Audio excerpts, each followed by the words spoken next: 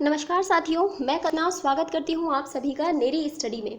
Guys, अगर अभी तक आपने इस चैनल को सब्सक्राइब नहीं किया है तो प्लीज़ ज़्यादा से ज़्यादा इसे सब्सक्राइब करें और जितना ज़्यादा हो सकता है उतना ज़्यादा इसे शेयर करें, क्योंकि ये आपका अपना परिवार है एक। तो आप इसके साथ जुड़े रहें और प्लीज़ मेरी भी हेल्प करते रहें।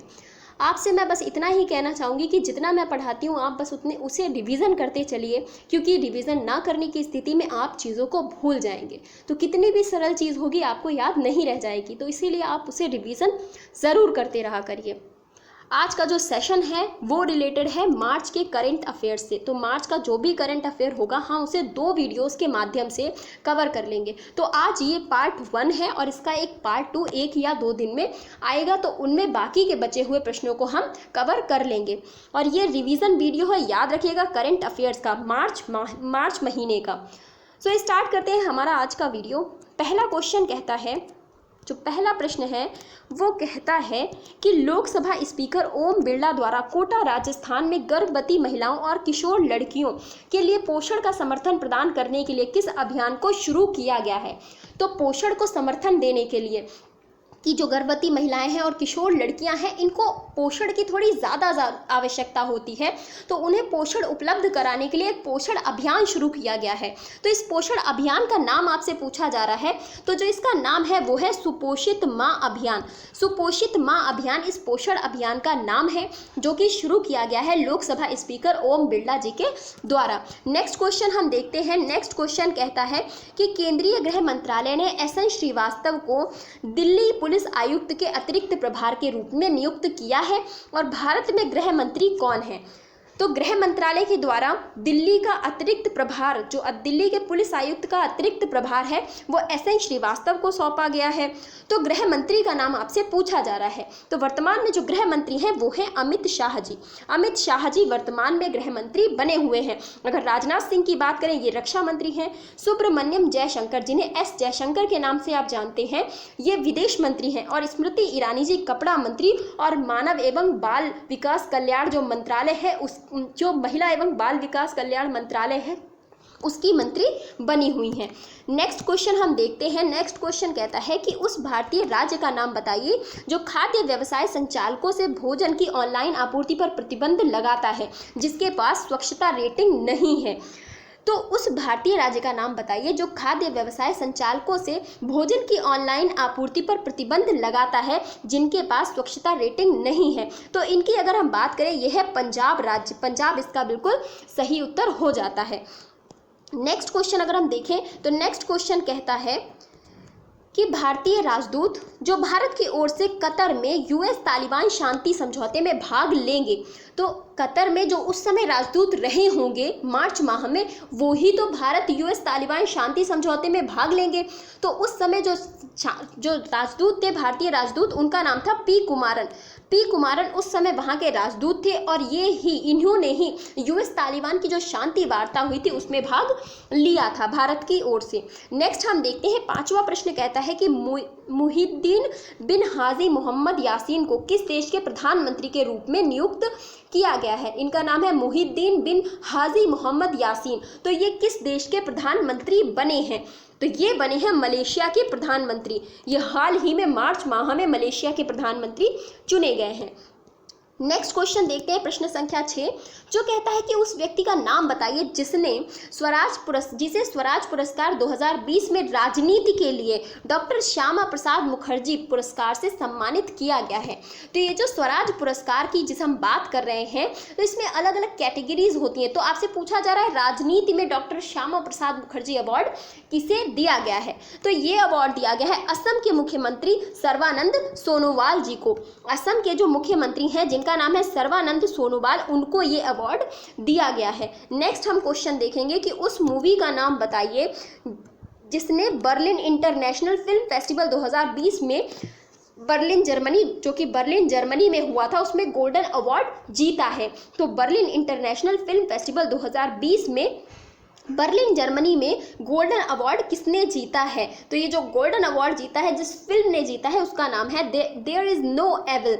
देयर इज नो एविल इस मूवी का नाम है, जिसने बर्लिन इंटरनेशनल में ये अवार्ड जीता है, गोल्डन अवार्ड। नेक्स्ट हम क्वेश्चन देखेंगे प्रश्न संख्या 8, जो कि कहता है कि भुवनेश्वर उड़ीसा में आयोजित इंडिया यूनिवर्सिटी गेम्स के शुभंकर का नाम क्या है? इंडिया यूनिवर्सिटी गेम्स के शुभंकर का नाम, जो कि आयोजित हुई थी भुवनेश्वर ओडिशा में, तो इनका नाम था जय और विजय। जय और विजय इनका नाम था, जय और विजय, ये थे शुभंकर। नेक्स्ट क्वेश्चन देखते हैं, 9th प्रश्न। 9th क्वेश्चन कहता है कि मेंस सिंगल्स श्रेणी में मैक्सिकन ओपन का 27वां संस्करण किसने जीता?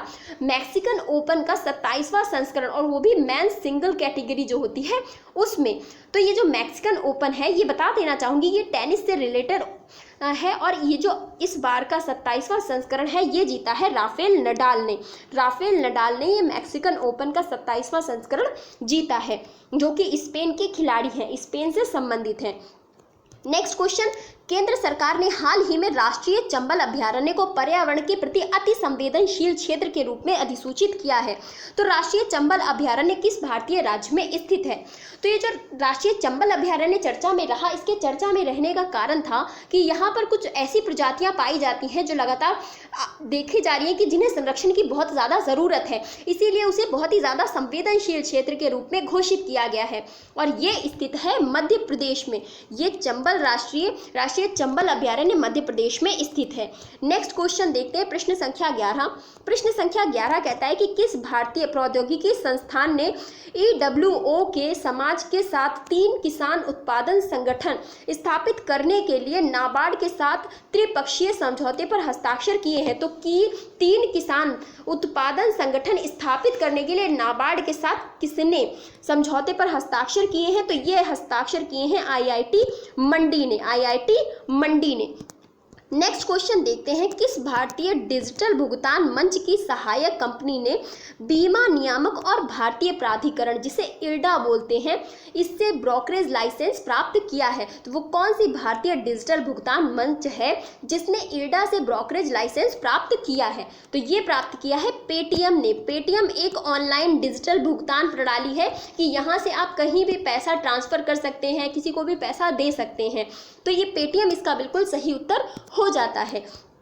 नेक्स्ट क्वेश्चन देखते हैं, किस एशियाई देश के साथ भारत ने टिम्बर ट्रैफिकिंग और बाघों और अन्य वन्यजीवों के संरक्षण पर सहयोग के लिए समझौता किया है?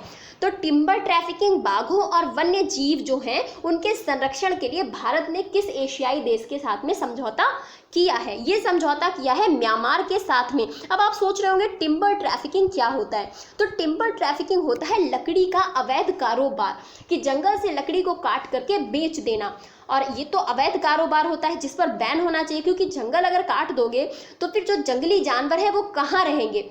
तो ऐसी परिस्थिति में टिम्बर ट्रैफिकिंग को रोकना बहुत ही ज़्यादा ज़रूरी है। अब जंगल में कई सारे पेड़ ऐसे होते हैं जो बहुत ही लाभदायक हैं, जो काफ़ी महंगे बिकते हैं, तो उन पेड़ों को लोग जो होते हैं अवैध कारोबारी, वो उन्हें चोरी से काट कर बेच देते हैं। तो इन सभी चीज़ों पर बैन लगाया जाना चाहिए, और इस तरीके से हम एक संरक्षण उन्हें प्रदान कर सकते हैं।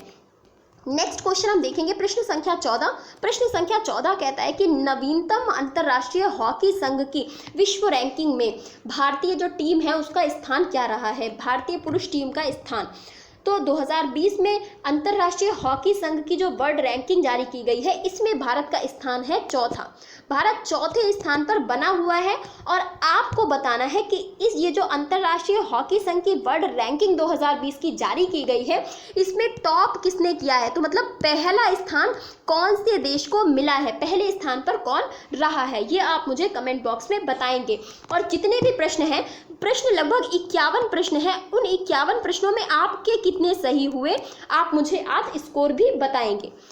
नेक्स्ट क्वेश्चन देखते हैं, 15वां प्रश्न कहता है कि वर्ल्ड वाइल्ड लाइफ दिवस हर वर्ष 3 मार्च को दुनिया के जंगली जानवरों और पौधों के प्रति जागरूकता बढ़ाने के लिए मनाया जाता है। तो आपसे पूछा जा रहा है कि इसका 2020 का विषय क्या है? वर्ल्ड वाइल्ड लाइफ डे ये हम कब सेलिब्रेट करते हैं? 3 मार्च को सेलिब्रेट करते हैं। तो 3 मार्च को हम इसे सेलिब्रेट करते हैं, और इसका इस वर्ष का थीम क्या है? तो इस वर्ष का इसका थीम रहा है पृथ्वी पर सभी जीवन कायम रखना। पृथ्वी पर सभी जीवन, अभी सभी जीवन मतलब पृथ्वी पर पेड़ भी पाए जाते हैं, पेड़ों में भी जीवन होता है, जंगली जो जानवर होते हैं उनमें भी जीवन होता है।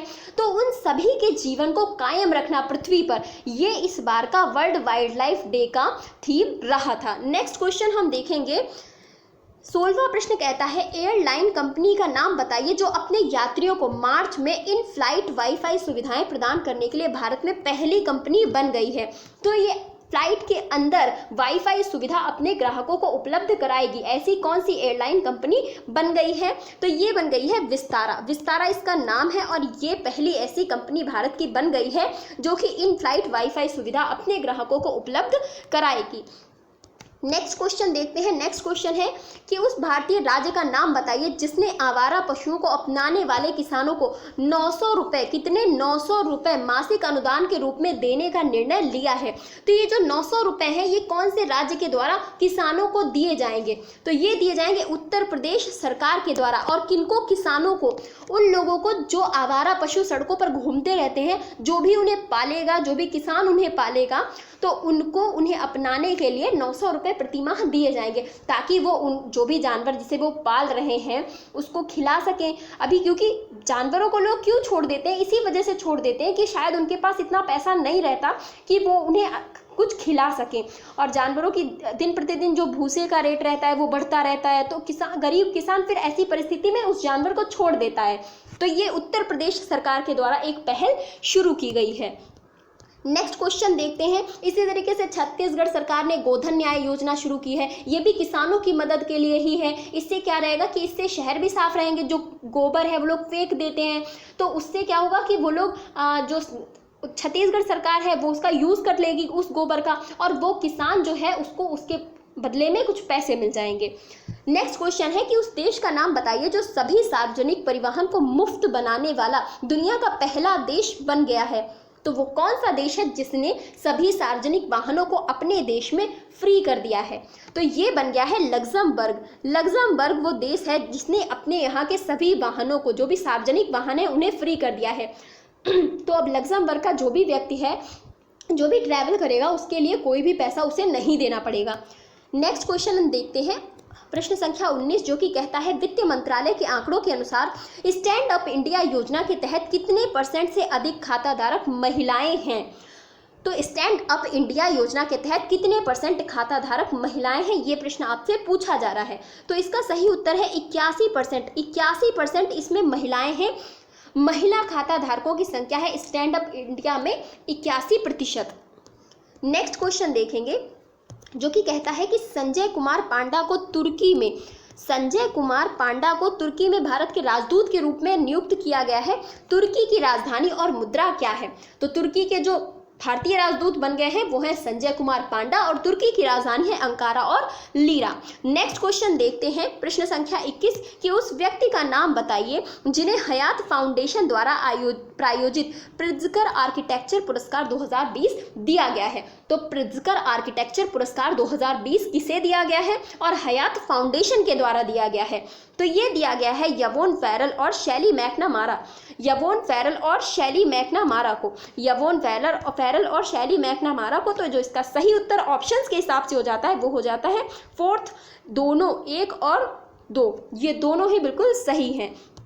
नेक्स्ट हम देखते हैं, हाल ही में किस देश ने इजराइल फिलिस्तीन विवाद को लेकर अपने रुख पर कायम रहते हुए संयुक्त राष्ट्र में फिलिस्तीन के पक्ष में मतदान दिया है? तो ये कौन सा देश है जिसने फिलिस्तीन के पक्ष में अपना जो मतदान है वो दिया है? तो ये दिया है भारत ने।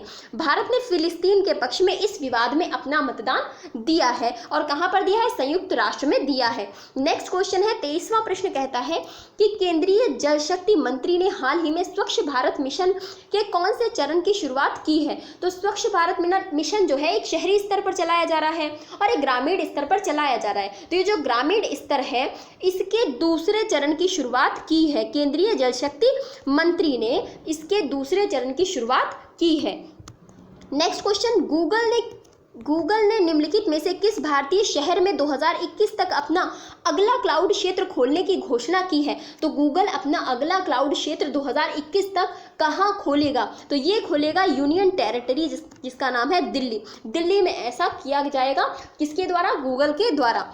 नेक्स्ट क्वेश्चन है 25वां प्रश्न कि उस भारतीय राज्य का नाम बताइए जिसने औरंगाबाद हवाई अड्डे का नाम बदलकर छत्रपति संभाजी महाराज जी के नाम पर रख दिया है। तो ये औरंगाबाद कहाँ पर स्थित है? ये महाराष्ट्र में स्थित है। तो महाराष्ट्र इसका बिल्कुल सही उत्तर हो जाता है। तो महाराष्ट्र ने ही औरंगाबाद हवाई अड्डे का नाम बदलकर छत्रपति संभाजी महाराज जी के नाम पर रख दिया है। नेक्स्ट क्वेश्चन देखेंगे। नेक्स्ट क्वेश्चन है कि उस भारतीय राज्य का नाम बताइए जो 3 दिवसीय नमस्ते ओरछा उत्सव आयोजित कर रहा है। तो नमस्ते ओरछा उत्सव किस राज्य सरकार के द्वारा आयोजित किया जा रहा है? तो ये आयोजित किया जा रहा है मध्य प्रदेश सरकार के द्वारा। मध्य प्रदेश सरकार के द्वारा ये आयोजित किया जा रहा है और मध्य प्रदेश सरकार ही आयोजन करती है खजुराहो फेस्टिवल को, और पंचमढ़ी जो फेस्टिवल है उसको भी आयोजित करती है। नेक्स्ट क्वेश्चन देखते हैं। प्रश्न संख्या 27 कहता है कि बैंकिंग विनिमय अधिनियम 1949 के किस भाग के तहत वित्त मंत्रालय ने यस बैंक पर रोक लगा दी है? तो बैंक, इसमें भी कुछ नियम और कानून होते हैं। तो यस बैंक डूब गई थी, इसका बहुत सारा पैसा, मतलब आप कह सकते हैं कुछ धांधली हुई थी उसमें, जिसके बाद बहुत सारा पैसा लोगों का डूब गया था। तो इसमें यस बैंक पर वित्त मंत्रालय ने रोक लगा दी थी। तो कौन सा वो धारा थी जिसके तहत इस पर रोक लगाई गई थी? तो ये लगाई गई थी धारा 45 के तहत इस पर रोक लगाई गई थी, और ये बैंकिंग विनिमय अधिनियम 1949 के तहत ऐसा किया गया था। नेक्स्ट क्वेश्चन देखते हैं। प्रश्न संख्या 28 कोरोना वायरस महामारी का वैश्विक व्यापार प्रभाव शीर्षक रिपोर्ट के अनुसार चीन के उत्पादन में मंदी के कारण सबसे अधिक प्रभावित अर्थव्यवस्था है। चीन के उत्पादन में मंदी के कारण सबसे अधिक प्रभावित अर्थव्यवस्था है। तो कोरोना वायरस में बहुत सारे देशों की अर्थव्यवस्थाएं काफ़ी ज़्यादा प्रभावित हुई हैं और भारत भी उनमें शामिल है। भारत की भी अर्थव्यवस्था पर बहुत प्रभाव पड़ा है। तो ये जो है इसका सही उत्तर है यूरोपीय संघ। यूरोपीय संघ पर बहुत ही ज़्यादा इसका प्रभाव पड़ा है। तो प्रभावित अर्थव्यवस्था किसकी है? वो है यूरोपीय संघ की। नेक्स्ट हम देखेंगे प्रश्न संख्या 29 जो कि कहता है कि संजीव नौटियाल को एमडी और सीईओ किस बैंक में नियुक्त किया गया है? तो वो कौन सी बैंक है जिसने संजीव नौटियाल को अपने यहाँ एमडी और सीईओ नियुक्त किया है? इसका सही उत्तर है SBI life insurance limited. SBI life insurance limited. Next प्रश्न संख्या 30 कहता है कि उस यस बैंक का प्रशासक किसे नियुक्त किया गया है? यस बैंक का प्रशासक किसे बनाया गया है? तो इसका सही उत्तर है प्रशांत कुमार को यस बैंक का प्रशासक बनाया गया है। नेक्स्ट क्वेश्चन है प्रश्न संख्या 31 कि उस व्यक्ति का वह व्यक्ति जिसे 1976 के लिए वुमेन ऑफ द ईयर के रूप में सम्मानित किया गया है। तो 1976 का ये वुमेन ऑफ द ईयर के लिए किसे सम्मानित किया गया है? ये सम्मानित किया गया है इंदिरा गांधी जी को। आपको याद होगा कि इंदिरा गांधी जी उस समय काफ़ी चर्चा में रही थी। इन्होंने आंतरिक अशांति के आधार पर कुछ इमरजेंसी भी लगाई थी जो कि बहुत ही चर्चा में रही थी। तो इंदिरा गांधी को वुमेन ऑफ द ईयर दिया है और 1947 के लिए वुमेन ऑफ द ईयर दिया है अमृता कौर को। अमृता कौर को दिया गया है 1947 के लिए। नेक्स्ट क्वेश्चन देखते हैं। नेक्स्ट है स्टूडेंट हेल्थ कार्ड योजना किस राज्य ने शुरू की है? 32वां प्रश्न कहता है कि स्टूडेंट हेल्थ कार्ड योजना किस राज्य ने शुरू की है? तो ये जो स्टूडेंट हेल्थ कार्ड योजना है ये शुरू की गई है जम्मू कश्मीर सरकार के द्वारा, जो कि एक यूनियन टेरिटरी है 31 अक्टूबर 2019 से। तो इसके द्वारा ये जम्मू कश्मीर के द्वारा स्टूडेंट हेल्थ कार्ड योजना शुरू की गई है। नेक्स्ट क्वेश्चन है 33वां प्रश्न कि उस मेट्रो का नाम बताइए जिसने क्यूआर आधारित मेट्रो टिकटिंग प्रणाली शुरू करने के लिए पेटीएम के साथ में समझौता किया है। तो कहाँ की मेट्रो ने पेटीएम के साथ समझौता किया है क्यूआर प्रणाली आधारित टिकटिंग के लिए? तो ये समझौता किया है हैदराबाद मेट्रो ने। हैदराबाद में भी मेट्रो है और हैदराबाद मेट्रो ने ऐसा किया है। बाकी कोलकाता में भी मेट्रो है, दिल्ली में भी मेट्रो है और लखनऊ भी मेट्रो सिटी के नाम से जाना जाता है। नेक्स्ट क्वेश्चन हम देखेंगे कि उस भारतीय राज्य का नाम बताइए जिसने राम वन गमन पथ परियोजना के लिए ट्रस्ट बनाने को मंजूरी दे दी है। तो कैबिनेट की ये मंजूरी मिली है कि राम वन गमन पथ परियोजना बनाई जाएगी। तो ये जो मंजूरी दी गई है ये दी गई है मध्य प्रदेश सरकार के द्वारा। मध्य प्रदेश सरकार के द्वारा राम वन गमन पथ, ये क्या है कि 14 वर्षों में भगवान राम जी ने अयोध्या से लेकर जब 14 वर्ष का वनवास हुआ था तो जो भी उस बीच वो जहाँ भी रहे, जिस भी पथ पर उन्होंने जो भी पथ का उन्होंने पालन करते हुए जहाँ भी वो गए, तो उसका उसी की एक परियोजना ये बनाई जा रही है। नेक्स्ट क्वेश्चन देखेंगे, प्रश्न संख्या 35 कहता है कि चापचरकुट किस भारतीय राज्य का सबसे बड़ा और सबसे पुराना त्योहार है? तो क्या ये नागालैंड का त्योहार है, या असम का है, या उड़ीसा का है, या किसी भी राज्य का नहीं है? तो अगर हम चापचरकुट की बात करें तो पहली बात तो इस प्रश्न का उत्तर होगा नन, कि इनमें से तो कोई राज्य नहीं है। और जो राज्य है उसका नाम है मिजोरम। मिजोरम वो राज्य है जहां पर चापचरकुट का आयोजन किया गया था। मिजोरम इसका बिल्कुल सही उत्तर हो जाता है। जोरमथंगा यहाँ के सीएम है। नेक्स्ट क्वेश्चन हम देखते हैं कि 36वां प्रश्न कहता है, भारतीय तटीय रक्षक बचाव अभियान सारेक्स 2019 का नवा संस्करण किस भारतीय राज्य में आयोजित किया गया? तो ये आपसे पूछ रहे हैं कि सारेक्स जो 2019 में हुआ भारतीय तट रक्षक बचाव अभियान था, इसका नवा संस्करण किस राज्य में आयोजित हुआ? तो ये आयोजित हुआ था गोवा में। हमारे राज्य गोवा में ये आयोजित किया गया है। तो गोवा इसका बिल्कुल सही उत्तर हो जाता है। नेक्स्ट क्वेश्चन है कि उस भारतीय राज्य का नाम बताइए जो स्वयं सहायता समूहों के लिए एक अलग विभाग का मालिक है, जिसका नाम है मिशन शक्ति विभाग। तो बस इतना सीधा सीधा समझिए, मिशन शक्ति विभाग किस राज्य का है? तो मिशन शक्ति विभाग की अगर हम बात करें तो ये है उड़ीसा राज्य का। उड़ीसा इसका बिल्कुल सही उत्तर हो जाता है। नवीन पटनायक यहाँ के सीएम है और गणेशी लाल यहाँ के गवर्नर हैं, और नवीन पटनायक क्या है? यहाँ के मुख्यमंत्री हैं। तो उड़ीसा इसका बिल्कुल सही उत्तर हो जाता है। नेक्स्ट क्वेश्चन है, उस भारतीय राज्य का नाम बताइए जो ई गवर्नेंस के बारे में जागरूकता पैदा करने के लिए आई एम ऑल्सो डिजिटल नाम से एक डिजिटल साक्षरता अभियान शुरू करने जा रहा है। तो ई गवर्नेंस में जागरूकता फैलाने के लिए क्या आई एम ऑल्सो डिजिटल, और किस राज्य सरकार के द्वारा? ये राज्य सरकार का नाम है केरल राज्य सरकार के द्वारा। तो ऐसे याद करिए कि I am also digital Kerala राज्य सरकार से संबंधित है, और ये ई गवर्नेंस से रिलेटेड है, और इसके अलावा ये साक्षरता अभियान एक डिजिटल साक्षरता अभियान है। नेक्स्ट क्वेश्चन देखेंगे। नेक्स्ट क्वेश्चन कहता है कि नरेंद्र सिंह तोमर ने घोषणा की है कि ग्रामीण विकास मंत्रालय ने 2022 तक स्वयं सहायता समूहों को प्राप्त करने की योजना बनाई है। तो नरेंद्र सिंह तोमर ने ये घोषणा की है कि ग्रामीण विकास मंत्रालय ने 2022 तक स्वयं सहायता समूहों को प्राप्त करने की योजना बनाई है। इसका उत्तर है कि 5 लाख। 5 लाख जो है, 5 लाख की ये राशि दी जाएगी। 5 लाख स्वयं सहायता समूहों को 5 लाख की प्राप्त करने की योजना बनाई है। तो 5 लाख इनको राशि दी जाएगी। नरेंद्र सिंह तोमर जी ने ऐसा बोला है। नेक्स्ट क्वेश्चन है कि भारतीय तट रक्षक इंडियन कोस्ट गार्ड की पहली महिला उप महानिरीक्षक कौन बनी है? तो इसकी पहली महिला उप महानिरीक्षक जो बनी है उनका नाम है नुपुर कुलश्रेष्ठ।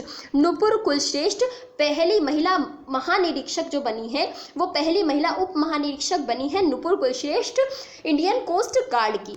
नेक्स्ट क्वेश्चन देखते हैं 41वां प्रश्न कि उस व्यक्ति का नाम बताइए जिसे हॉकी इंडिया के 3rd वार्षिक पुरस्कार 2019 में the world games athlete of the year 2019 पुरस्कार से सम्मानित किया गया है। तो the world games athlete of the year 2019 पुरस्कार से किसे सम्मानित किया गया है? ये सम्मानित किया गया है रानी रामपाल जी को। रानी रामपाल इसका बिल्कुल सही उत्तर हो जाता है।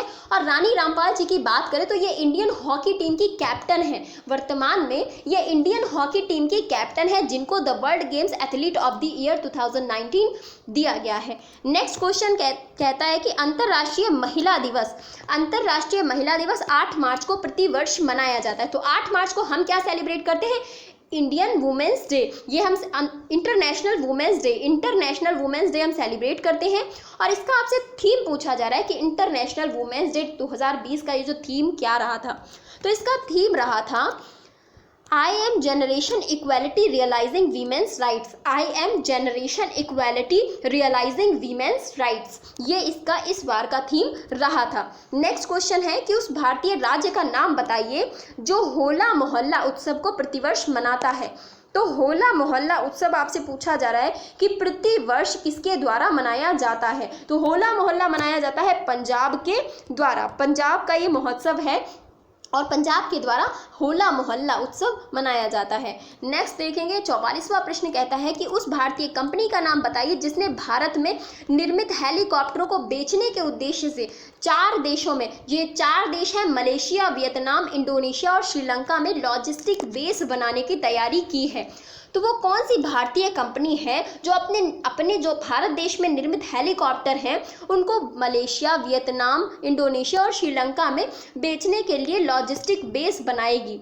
तो इस जो कंपनी का नाम है वो है Hindustan aeronautics limited.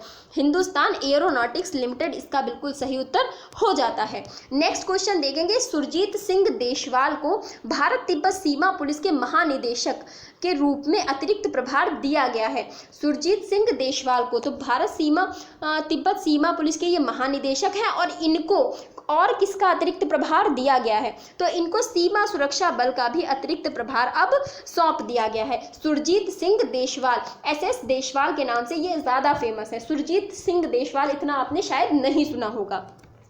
Next question 46वां प्रश्न कहता है कि उस व्यक्ति का नाम बताइए जिसने BBC Indian sports women of the year award 2019 जीता है। तो BBC Indian sports women of the year 2019 का अवार्ड जिसने जीता है उनका नाम है PV सिंधु। PV सिंधु ने ये अवार्ड जीता है। नेक्स्ट क्वेश्चन हम देखेंगे और PV सिंधु बैडमिंटन की खिलाड़ी है, याद रखिएगा। नेक्स्ट क्वेश्चन कहता है कि कौन सा केंद्रीय मध्य रेलवे स्टेशन का नाम नाना शंकर सेठ के नाम पर कर दिया गया है। तो केंद्रीय मध्य रेलवे स्टेशन जिसका नाम अब नाना शंकर सेठ के नाम पर कर दिया गया है और ये रेलवे स्टेशन है मुंबई सेंट्रल रेलवे स्टेशन। ऐसा मार्च में किया गया है कि इस स्टेशन का नाम अब नाना शंकर सेठ के नाम पर होगा। नेक्स्ट क्वेश्चन है 48वां प्रश्न कि उस भारतीय राज्य का नाम बताइए जो उत्तरायण योजना के तहत राज्य भर में 33 नए स्टेडियम बनाने जा रहा है। तो 33 नए स्टेडियम बनाए जाएंगे उत्तरायण योजना के तहत और किस राज्य में, ये असम में बनाए जाएंगे। असम में ये बनाए जाएंगे। नेक्स्ट क्वेश्चन कहता है 49 प्रश्न संख्या जो है 49 कि उस शहर का नाम बताइए जहां पर वियोन का तीसरा संस्करण वैश्विक शिखर सम्मेलन 2020 वैश्विक महत्व पर नेविगेट और बातचीत विषय पर आधारित है। ये इसका वैश्विक शिखर सम्मेलन, तो आपसे पूछा जा रहा है कि ये कहाँ पर आयोजित हुआ है, तो वो शहर जहाँ पर वियोन का तीसरा संस्करण वैश्विक शिखर सम्मेलन 2020 का आयोजन किया गया है। तो ये आयोजन किया गया है दुबई UAE में। दुबई UAE में ये आयोजित किया गया है। इसका बिल्कुल सही उत्तर है दुबई UAE, संयुक्त अरब अमीरात। नेक्स्ट क्वेश्चन है उस टीम का नाम बताइए जिसने वर्ष 2019-20 के लिए रणजी ट्रॉफी का खिताब जीता है। तो वर्ष 2019-20 के लिए मार्च माह में रणजी ट्रॉफी का जो खिताब है वो जीता है सौराष्ट्र ने ये रणजी ट्रॉफी का खिताब जीत लिया है। नेक्स्ट और आज का अंतिम प्रश्न जो कि पूछता है कि पाई दिवस प्रतिवर्ष कब मनाया जाता है। पाई दिवस प्रतिवर्ष हम कब सेलिब्रेट करते हैं, तो पाई दिवस मनाया जाता है 14 मार्च को। 14 मार्च को हम क्या सेलिब्रेट करते हैं, पाई दिवस सेलिब्रेट करते हैं। तो ये था आज का सेशन। आपको कैसा लगा प्लीज़ कमेंट बॉक्स में ज़रूर बताइएगा और जो मैंने एक प्रश्न पूछा है उसका उत्तर भी मुझे ज़रूर दीजिएगा कमेंट बॉक्स में। और आपका स्कोर 51 में से आपका स्कोर कितना रहा है वो भी आप मुझे कमेंट बॉक्स में ज़रूर बताइएगा।